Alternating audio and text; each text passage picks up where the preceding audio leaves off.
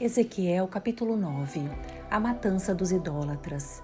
Então o Senhor disse em alta voz: tragam os homens escolhidos para castigar a cidade. Digam-lhes que venham com suas armas de destruição. Logo surgiram 6 homens vindos da porta superior voltada para o norte, e cada um tinha na mão uma arma mortal. Estava com eles um homem vestido de linho que levava na cintura um estojo com material de escrever. Todos entraram no pátio do templo e ficaram junto ao altar de bronze.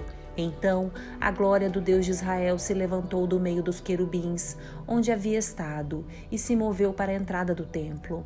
O Senhor chamou o homem vestido de linho que carregava o estojo com material de escrever e lhe disse: ande pelas ruas de Jerusalém e ponha um sinal na testa de todos que choram e gemem por causa dos pecados detestáveis cometidos em sua cidade.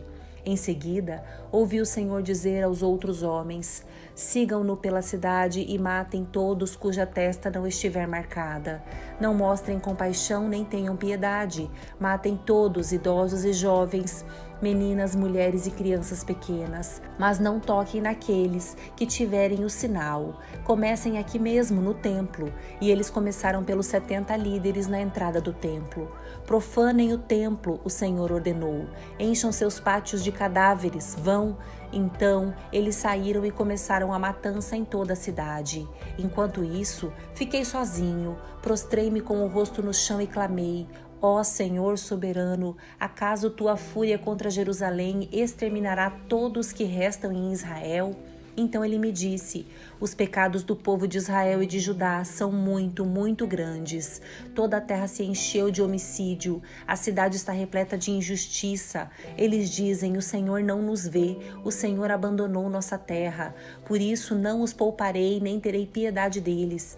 Eu lhes darei o que merecem por tudo que fizeram. Então o homem vestido de linho que carregava o estojo com material de escrever voltou para relatar: fiz o que ordenaste.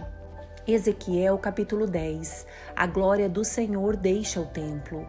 Olhei e vi que se parecia com um trono de safira sobre uma superfície de cristal, acima da cabeça dos querubins. Então o Senhor disse ao homem vestido de linho: vá entre as rodas que estão debaixo dos querubins, pegue um punhado de brasas ardentes e espalhe-as sobre a cidade. Ele assim fez enquanto eu observava. Os querubins estavam na extremidade sul do templo quando o homem entrou, e a nuvem de glória encheu o pátio interno. Então a glória do Senhor se elevou acima dos querubins e foi para a porta do templo. Essa nuvem encheu o templo e o pátio resplandeceu com a glória do Senhor. O movimento das asas dos querubins fazia um som como a voz do Deus Todo-Poderoso, e podia-se ouvi-lo até no pátio externo. O Senhor ordenou ao homem vestido de linho: vá entre os querubins e pegue algumas brasas ardentes que estão entre as rodas. O homem foi e colocou-se ao lado das rodas. Em seguida, um dos querubins estendeu a mão e pegou algumas brasas ardentes do fogo que estava entre os querubins. Colocou as brasas nas mãos do homem vestido de linho, e o homem as recebeu e saiu. Todos os querubins tinham debaixo das asas o que se parecia com mãos humanas. Olhei e vi que cada um dos 4 querubins tinha ao seu lado uma roda, e as rodas brilhavam como berilo. As 4 rodas eram semelhantes e feitas da mesma forma. Cada uma tinha dentro dela outra roda que girava na transversal. Os querubins podiam se deslocar em qualquer uma das 4 direções, sem se virar enquanto se moviam. Deslocavam-se para frente, sem se virar. Tanto os querubins como as rodas eram cobertos de olhos. Os querubins tinham olhos por todo o corpo, inclusive nas mãos, nas costas e nas asas. Ouvi alguém se referir às rodas como rodas giratórias. Cada um dos 4 querubins tinha 4 rostos. O primeiro era rosto de boi, o segundo de homem, o terceiro de leão e o quarto de águia. Então os querubins se elevaram. Eram os mesmos seres vivos que eu tinha visto junto ao rio Quebar. Quando os querubins se moviam, as rodas se moviam com eles. Quando levantavam as asas para voar, as rodas os acompanhavam. Quando os querubins paravam, as rodas paravam. Quando voavam para cima, as rodas subiam, pois o espírito dos seres vivos estava nas rodas. Então a glória do Senhor se afastou da porta do templo e parou sobre os querubins. E enquanto eu observava, os querubins voaram, acompanhados de suas rodas, até a porta leste do templo do Senhor. E a glória do Deus de Israel pairava sobre eles. Esses seres vivos eram os mesmos que eu tinha visto debaixo do Deus de Israel, quando estava junto ao rio Quebar. Eu sabia que eram querubins, pois cada um tinha 4 rostos, 4 asas e os que se parecia com mãos humanas debaixo das asas. E seus rostos eram iguais aos dos seres que eu tinha visto no Quebar e se deslocavam para a frente como os outros. Ezequiel capítulo 11. Julgamento contra os líderes de Israel. Então o Espírito me pôs em pé e me levou à porta leste do templo do Senhor, onde vi 25 homens. Entre eles estavam Jazanias, filho de Azur, e Pelatias, filho de Benaia, líderes do povo. O Espírito me disse: Filho do homem, estes são os homens que planejam o mal e dão conselhos perversos nessa cidade. Dizem ao povo: não acham que é uma boa hora para construir casas? Esta cidade é como uma panela de ferro. Estamos seguros dentro dela, como a carne na panela. Portanto, filho do homem, profetize contra eles em alta voz. Então o Espírito do Senhor veio sobre mim e ordenou que eu dissesse: assim diz o Senhor ao povo de Israel: eu sei o que vocês dizem, pois conheço cada pensamento que lhes vem à mente. Assassinaram muitos nesta cidade e encheram suas ruínas de cadáveres. Portanto, assim diz o Senhor soberano: de fato, esta cidade é a panela de ferro, mas os pedaços de carne são aqueles que vocês mataram. Quanto a vocês, em breve os arrancarei da panela. Trarei sobre vocês a espada de guerra que tanto temem, diz o Senhor soberano. Eu os expulsarei de Jerusalém e os entregarei a estrangeiros, que executarão meus julgamentos contra vocês. Vocês serão massacrados até as fronteiras de Israel. Eu os julgarei e vocês saberão que eu sou o Senhor. Esta cidade não será para vocês como uma panela de ferro, e vocês não serão como a carne segura dentro dela. Eu os julgarei até as fronteiras de Israel, e vocês saberão que eu sou o Senhor, pois não quiseram seguir meus decretos e estatutos. Em vez disso, imitaram as práticas das nações ao seu redor. Enquanto eu ainda profetizava, Pelatias, filho de Benaia, morreu. Então prostrei-me com o rosto no chão e clamei: ó Senhor soberano, matarás todos que restarem em Israel? Esperança para Israel no exílio. Então recebi esta mensagem do Senhor: Filho do homem, aqueles que ainda restam em Jerusalém falam de você, de seus parentes e de todo o povo de Israel que está no exílio. Dizem: estão longe do Senhor, por isso agora ele nos deu a terra deles. Portanto, diga aos exilados: assim diz o Senhor soberano: embora eu os tenha espalhado entre as nações do mundo, serei um santuário para vocês durante seu tempo no exílio. Eu, o Senhor soberano, digo que os reunirei das nações onde foram espalhados e lhes devolverei a terra de Israel.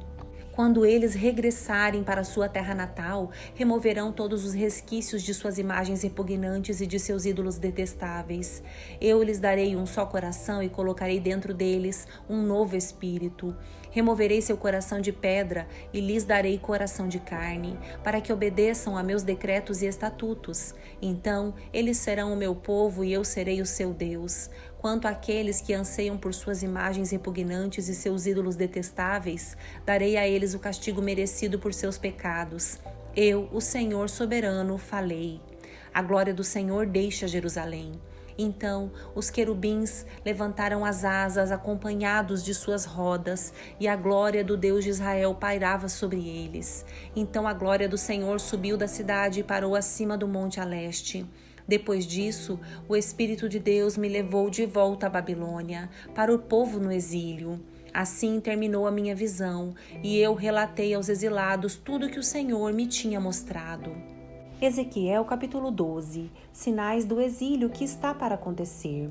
Recebi mais uma mensagem do Senhor. Filho do homem, você vive entre rebeldes que têm olhos, mas não querem ver, que têm ouvidos, mas não querem ouvir, pois são um povo rebelde. Portanto, filho do homem, prepare sua bagagem com os poucos pertences que um exilado conseguiria carregar. Saia de sua casa e vá para outro lugar, como se tivesse sido enviado para o exílio. Faça isso diante de todos para que o vejam. Talvez prestem atenção, embora sejam rebeldes. Leve sua bagagem para fora durante o dia, à vista de todos, e ao anoitecer, enquanto o observam, saia de sua casa, como fazem os exilados. Faça um buraco no muro e saia por ele diante de todos. Enquanto o observam, coloque sua bagagem nos ombros e caminhe na escuridão da noite. Cubra o rosto para não ver a terra que está deixando para trás, pois fiz de você um sinal para o povo de Israel. Assim, fiz o que me foi ordenado. À luz do dia, carreguei para fora minha bagagem, com as coisas que levaria para o exílio. Ao anoitecer, enquanto o povo observava, fiz um buraco no muro com as mãos e caminhei na escuridão da noite, com a bagagem sobre os ombros. Na manhã seguinte, recebi uma mensagem do Senhor. Filho do homem, estes rebeldes, o povo de Israel, lhe perguntaram o que significa tudo isso que você fez? Diga-lhes, assim diz o Senhor soberano, essas ações contêm uma advertência para o rei Zedequias, em Jerusalém, e para todo o povo de Israel. Diga a todos que suas ações são um sinal para mostrar o que lhes acontecerá em breve, pois serão levados como prisioneiros para o exílio. Até mesmo Zedequias sairá de Jerusalém durante a noite por um buraco no muro, levando somente o que conseguir carregar. Cobrirá o rosto e seus olhos não verão a terra que ele está deixando para trás. Então lançarei minha rede sobre ele e o prenderei em meu laço. Eu o levarei à Babilônia, à terra dos babilônios, mas ele não a verá e nela morrerá. Espalharei seus servos e seus guerreiros aos 4 ventos e enviarei a espada para persegui-los. E quando eu os espalhar entre as nações, eles saberão que eu sou o Senhor. Contudo, livrarei uns poucos da morte por fome, guerra ou doença, para que confessem as nações para onde forem levados todos os seus pecados detestáveis. Então saberão que eu sou o Senhor. Depois recebi esta mensagem do Senhor: Filho do homem, trema ao comer sua comida e estremeça de medo ao beber sua água. Diga ao povo, assim diz o Senhor soberano acerca dos habitantes de Israel e de Jerusalém: com ansiedade comerão sua comida e com desespero beberão sua água, pois sua terra será completamente despojada por causa da violência dos que nela habitam. As cidades serão destruídas e os campos ficarão devastados. Então vocês saberão que eu sou o Senhor. Um novo provérbio para Israel. Recebi outra mensagem do Senhor. Filho do homem, você ouviu o provérbio que citam em Israel? O tempo passa e as profecias dão em nada. Por isso, diga ao povo, assim diz o Senhor soberano, acabarei com esse provérbio e logo vocês deixarão de citá-lo. Agora, anuncie-lhes, chegou o dia de todas as profecias se cumprirem. Não haverá mais visões falsas nem previsões lisonjeiras em Israel. Pois eu sou o Senhor, o que eu disser acontecerá, não haverá mais demora, ó rebeldes de Israel, cumprirei minhas palavras durante sua vida, eu, o Senhor, falei. Então recebi esta mensagem do Senhor: Filho do homem, o povo de Israel diz, ele fala do futuro distante, levará muito tempo para que suas visões se cumpram. Portanto, diga-lhes, assim diz o Senhor soberano, não haverá mais demora, agora cumprirei todas as minhas palavras. Eu, o Senhor soberano, falei.